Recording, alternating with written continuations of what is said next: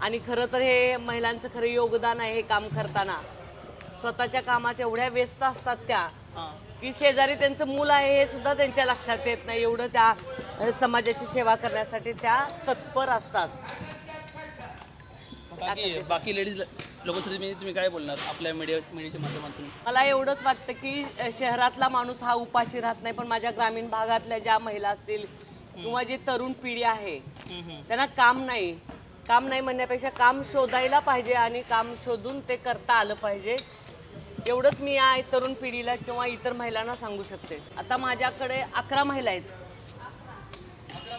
पोळ्या लाटायला 11 महिला आहेत. टोटल माझी 50 लोकांची टीम आहे. मग आचारी वेगळे आहेत त्याच्यात. हो देऊ शकतो आम्ही सगळ्या महाराष्ट्रभर ऑर्डरी. आणि क्वालिटी मेंटेन करून आम्ही क्वालिटी देण्याचा प्रयत्न करतो. प्रत्येकाच्या आवडीनिवडी जपण्यासाठी आम्ही कधी तयार असतो.